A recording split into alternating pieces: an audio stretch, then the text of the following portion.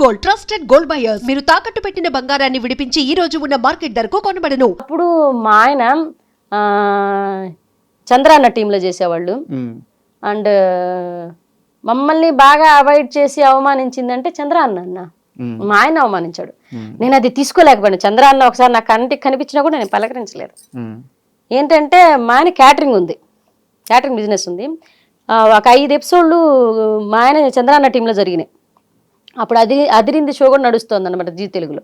నేను అప్పుడు ఆర్పీ టీంలో అదిరింది షోలో చేస్తున్నాను, మా ఆయన జబర్దస్త్లో చేస్తున్నారు, చంద్రాన్న దాంట్లో చేస్తున్నారు.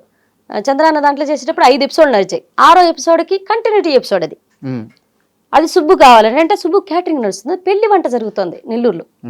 అక్కడ ఎట్టి పరిస్థితుల్లో అది ఒక దాదాపు 2 లక్షల వ్యాపారం. అది మనకు మిగిలితే ఒక 50,000 దాకా మిగులుతొచ్చు, లేకపోతే ఒక 30,000 40,000 ఒక అమౌంట్ అయితే మిగులుద్ది. ఆ 2 రోజులకి మిగులుద్ది. అది పెద్ద వ్యాపారం. అది జరిగేటప్పుడు అన్న దాదాపు 500 మంది భోజనాల దాకా వస్తున్నారు. సో ఈ టైంలో ఈ ఒక్కరోజుకి ఎక్స్క్యూజ్ చేసి నా స్థానంలో ఎవరినన్నా పెట్టి కామెడీ షో అనేది ఆ స్థానంలో ఎవరినన్నా పెట్టి రన్ చేయొచ్చు. అంతే. నేను టీం లీడర్నండి, కో యాక్టర్స్ ఎవరినైనా పెట్టి రన్ చేయొచ్చు. నేను ఉండాలి important, Chandranna important, Subbu important character కాదు. సుబ్బు అనేది చిన్న క్యారెక్టర్. అది సుబ్బు బదులు అతని మీద కౌంటర్ వేసి రాత్రి ఓడి పెళ్ళాన్ని తీసుకెళ్ళిపోయిందనో ఏదో ఒక ఓడేసి దాన్ని తప్పించచ్చు. స్క్రిప్ట్ మన చేతిలో ఉంది.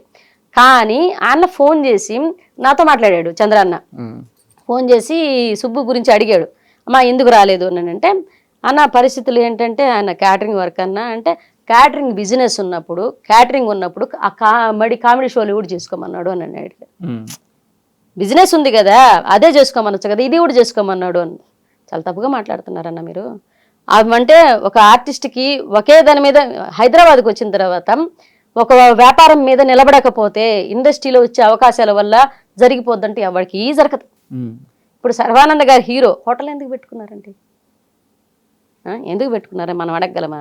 ఇప్పుడు చార్మి గారు పెద్ద హీరోయిన్గా నడిచింది, ఆవిడ ప్రొడక్షన్ ఆఫీస్ ఎందుకు పెట్టుకున్నారు? నిహారిక గారు నాగబాబు గారి కూతురు, ఆవిడ ప్రొడక్షన్ ఎందుకు నడుపుతున్నారు? ఈరోజు ప్రొడ్యూసర్గా ఎందుకు అయ్యారు? ఒక వ్యాపారం అనేది ఎవరి వ్యాపారం వాళ్ళదండి. మనం బిజినెస్ అనేది మన ఇష్టం అండి, మన బతుకు తెరువు కోసము, లేకపోతే దాంట్లో ఇంకా ముందుకు మన మీద మన నమ్మకం. బిజినెస్ అనేది పెట్టేవాడు అంటే గట్స్ ఉండేవాడు బిజినెస్ పెట్టగలడు ఎప్పుడు కూడా. అంటే వాడి మీద 10 మంది నేను సాకగలను, 10 మంది ముందుకు 10 మందికి వర్క్ ఇవ్వగలను, నా పాయింట్ ద్వారా 10 మంది బతుకుతారు అనేది వాడికి నమ్మకం ఉంటే, ముందు బిజినెస్ మ్యాన్కి వాడి మీద వాడికి నమ్మకం ఉంటేనే బిజినెస్ స్టార్ట్ చేస్తాడు. అది ఎవరైనా తెలిసిన విషయం. ఆ విషయం కానీ ఇక్కడ నాకు చిన్న డౌట్, చంద్ర గారికి ముందే చెప్పి ఆ రోజు షోకి వెళ్ళలేదా? చెప్పకుండా వెళ్ళిపోయారు? చెప్పారంట. నాకు కుదరదన్నా, నాకు అంటే కుదరకపోతే ఎట్లా అంటే ఒకవేళ వీలుంటే వస్తా, వీలు కాకపోతే చెప్పలేను అని అన్నారంట. కానీ ఆయన వస్తానని ఆ మాట అన్నాడు కదా, నాకు వీలుంటే వస్తానన్నాడు కదా, వీలు చూసుకునే రావాలి కదా. ఒక ఆర్టిస్ట్కి చెప్పేసినప్పుడు రాకపోతే ఎలా అని చెప్పేసి ఆయన కొంచెం ర్యాష్గా మాట్లాడాడు. ర్యాష్గా అప్పటికి నేను జబర్దస్త్లో టీం లీడర్గా వెళ్ళాలి, మిగతా షోలు నుండి వస్తున్నాను. వాళ్ళకేంటి మేము జబర్దస్త్ చేస్తున్నాము, జబర్దస్త్ ప్లాట్ఫామ్ దాకా కూడా ఎందుకు వెళ్ళాను నేను చెప్తాను ఇప్పుడు తర్వాత. నేను జబర్దస్త్ చేస్తున్నాము, మేము పెద్దోళ్ళమి, వీళ్ళు మాకన్నా చిన్న షోలు చేస్తాను, వీళ్ళు చిన్నోళ్ళు అన్న ఫీలింగ్ లో వాళ్ళు కొంతమంది ఉన్నారు. అప్పుడు ఉన్నారండి. నేను షో దాకా వెళ్ళిపోతే ఒక షో అన్న కొంతమంది చెప్తే నా మొహం చూసి కూడా మాట్లాడిన వాళ్ళు లేరు జబర్దస్త్లో. నేను చెప్తున్నాను కదా, నా మొహం చూసి కూడా స్ట్రైట్గా మాట్లాడిన వాళ్ళు లేరు. ఇలా చూసి అంటే మేము ఇదే ఎంటర్టైన్మెంట్, జ్ఞాపిక ఎంటర్టైన్మెంట్స్లో మేము షోలు చేసుకునేవాళ్ళం. ఈటీవీ ప్లస్లో, వాళ్ళు ఈటీవీలో చేసేవాళ్ళు. ప్లస్సే తేడా, మేము ఈటీవీ ప్లస్లో చేసేవాళ్ళు. ఈటీవీ ప్లస్లో చేసేవాళ్ళని ఎవరిని ఈటీవీ దాకా రానిచ్చేవాళ్ళు కాదు, ఆ షో దగ్గర రానిచ్చేవాళ్ళు. ఆ షో దగ్గర పోతే అంటే ఒక రకమైన చిన్న ఎవరు పలకరించేవాళ్ళు కాదు, ఎవరు దగ్గర తీసుకునేవాళ్ళు కొంతమంది మాత్రమే తీసుకునేవాళ్ళు. సరే తీసుకున్నా ఆఫర్ అయినా ఇస్తున్నారు కదా అని చంద్రాన్న పిలిచారు. మాకు చంద్రాన్న ఆ టైంలో మంచిగానే అనిపించింది. కానీ ఆయన ఒక్క సన్నివేశానికి రాలేదనేసి ఆయన తప్పుగా మాట్లాడడం అనేది బాగా నాకు నచ్చలేదనమాట. ఏంటి అది ఆ పని చేసుకునేటప్పుడు షూటింగ్లు ఎందుకు అని అన్నాడు. క్యాటరింగ్ చేసుకునేటప్పుడు షూటింగ్లు దేనికి అంటే ఆ బిజినెస్లు చేసుకునే వాళ్ళు షూటింగ్లు చేసుకోరా?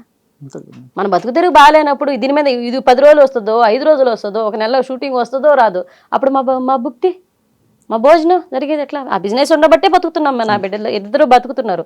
ఆయనకి చెప్పలేక సరేలేన్నా మీ ఇష్టం అని చెప్పేసుకొని కామ్గా అయిపోయాను అనమాట. మా ఆయనకి నేను ఫోన్ చేసి చెప్పాను, సరేలే నాన్న వదిలేసాయి. ఆయన బాధ నేను ఒకసారి నేను సున్నితమైన పాయింట్లో ఆయన చాలా స్ట్రాంగ్ ఉంటారు, ఆయన సున్నితమైన పాయింట్లో నేను చాలా స్ట్రాంగ్ ఉంటాను. వదిలేసేనా దాని గురించి బాధపడకు.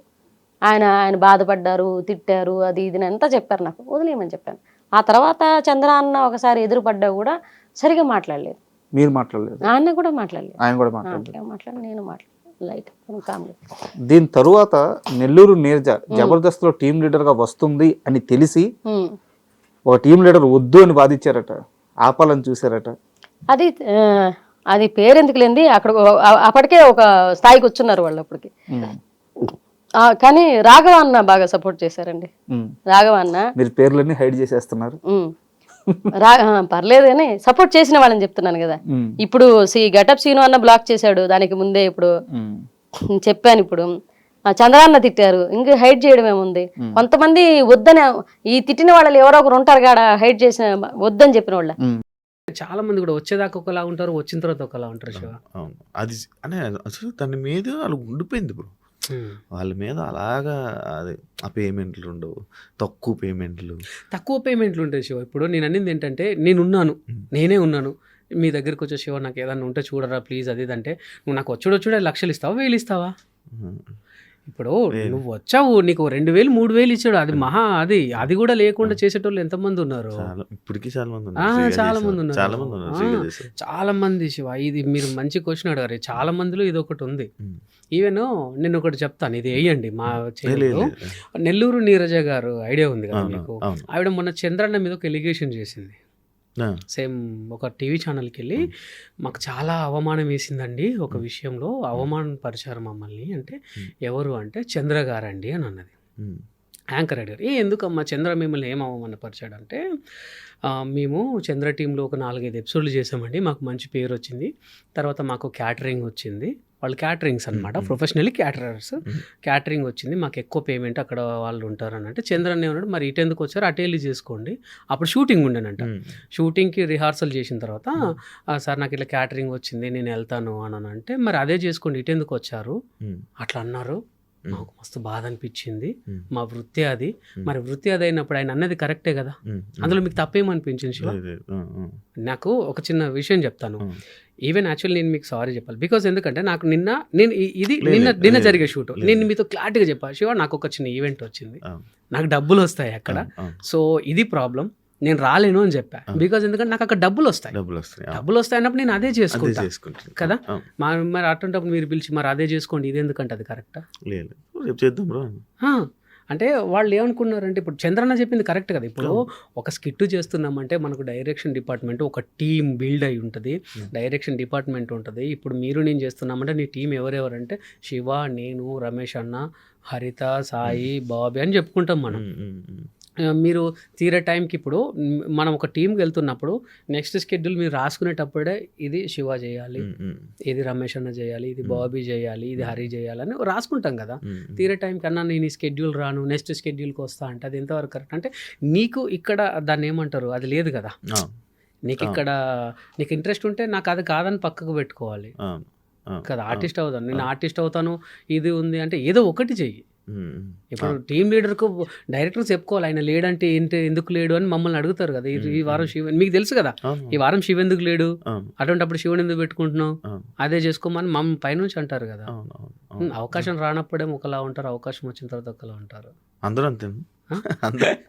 అందరూ అంటే కొంతమంది దీని వాల్యూ తెలియని వాళ్ళు. నార్మల్గా ఇప్పుడు మొత్తం ఈవెంట్స్లోకి దిగిపోయారు కదా, మొత్తం అంతా ఈవెంట్స్. జబర్దస్త్ వాళ్ళు జబర్దస్త్లో అవకాశాలు లేని వాళ్ళు ఈవెంట్స్లో చాలా బిజీ అయ్యారు. ఈవెన్ జబర్దస్త్లో ఎంత సంపాదించారో ఈవెంట్స్లో అంతకు రెట్టింపు సంపాదిస్తున్నారు.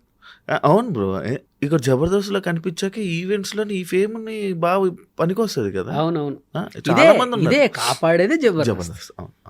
అండ్ ఇంకోటి, ఫేమ్ ఉంటే ఈవెంట్స్లో ఒకలా పేమెంట్లు, ఫేమ్ లేకపోతే అంటే ఇప్పుడు ఇంకా కంటిన్యూ చేస్తూ ఇంకా జబర్దస్త్లో ఉన్నామంటే ఈవెంట్లో ఒక పేమెంట్ ఉంటుంది. ఇప్పుడు లేదు ఆపేశారు, అప్పుడులో చేశారు అని చెప్తే ఒకలా పేమెంట్ ఉంటుంది. అంటే మిమ్మల్ని ఎలా చూస్తున్నారు బ్రో ఈవెంట్లో? యాక్చువల్లీ శివ మీకు చెప్పాలి, నేను ఏంటంటే నేను మిమిక్రీ ఆర్టిస్ట్ని, నేను బేసికలీ మిమిక్రీ ఆర్టిస్ట్ని. మా వాళ్ళలో ఎవరు లేని ఒక యూనిక్ టాలెంట్ నాకుంది. నేను ఇప్పటి వరకు నమ్మండి నమ్మకపోండి 32 సార్లు అమెరికాకి వెళ్ళొచ్చా, అక్కడ 24 స్టేట్లు తిరిగా. బా 24 స్టేట్లు తిరిగా. ఉమ్. నేను మన ఇండియాలోనే నాకు తెలిసి ఒక 6 స్టేట్లు తిరగచ్చు. ఆ 6లో కూడా ఒకటి ఆంధ్ర తెలంగాణ డివైడ్ అయిన తర్వాత ఒకటి పెరిగింది. నేను అసలు ఇక్కడ డైరెక్ట్ గోవా కూడా పోలేదు. సో అక్కడ 27 స్టేట్లు తిరిగా. 27 స్టేట్లలో పర్ఫార్మెన్స్ ఇచ్చా బా. నేను, బికాస్ ఆఫ్ నా వెంట్రలాక్విజం, నా మిమిక్రీ. సో నాకు ఒక యూనిక్ ఉంది. నేను ఇప్పటికీ అయితే ఇది ఏమవుతుందంటే శివ, కొంతమంది ఆర్గనైజర్స్ ఇప్పుడు మీరు నేను ఉన్న తర్వాత వాడికి కొంచెం పట్టు దొరికి అన్న వాడు చెప్తున్నాడు వీడికి మేము జబర్దస్త్ లేదు కాబట్టి వీడికి డబ్బులు అవసరం అని చెప్పి, అన్న వాళ్ళు మీరు చేయట్లేదు కదా ఇంత తక్కువనే ఇస్తుంటారట అన్న అని వాళ్ళు ఆడే గేమ్. అప్పుడు మన వాళ్ళు ఏం చేస్తారు, ఎంతో కొంత వస్తుందిలే సరే అన్న వస్తాంలే అని అట్లా అలవాటు అయిపోతుంది శివ. ఉంది కదా మెయిన్ ఉంది. ఇది కేవలం ఆర్గనైజర్లు అండ్ కొంతమంది ఆర్టిస్టులు ఆడే ఆట. కొంతమంది ఆర్టిస్టులు ఉంటారు కదా కళ్ళు గిట్టున వాళ్ళు, ఆడు జబర్దస్త్ చేయట్లేదు పిలువ వస్తాడు అంతకే వస్తాడు. ఇది చాలా సార్లు కూడా మేము డిస్కషన్ కూడా చేసాం. మీకు కూడా మనలో మనని కూడా ఎదగొద్దు, మనమే అందరు మనల్ని జోకాలి, మనమే గ్రేట్ అనాలి. సో అట్లా వీళ్ళు ఏం చేస్తున్నారు, కొంతమంది ఆర్థికంగా చితికిపోయారు కాబట్టి వీళ్ళు వెళ్తున్నారు. బట్ నేను ఇప్పటికీ కూడా నేను నా పేమెంట్ ఎందుకు నేను చెయ్యను డార్లింగ్ అని ఎందుకు అన్నానంటే, నాకు బయట నుంచి కూడా షోస్ ఎక్కువ వస్తున్నాయి. సో నేను ఎప్పుడు డిమాండెడ్గానే ఉన్నాను డార్లింగ్, నేను ఎప్పుడు డిమాండెడ్గానే ఉన్నాను. నాకు ఇంత ఇస్తేనే వస్తానని అన్నాను. బట్ కాకపోతే అన్ని విషయాల్లో కమర్షియల్గా ఉండను, అన్ని విషయాల్లో కమర్షియల్గా ఉండను. బట్ కాకపోతే కార్పొరేట్ అంటే ఖచ్చితంగా కమర్షియల్గా ఉంటా.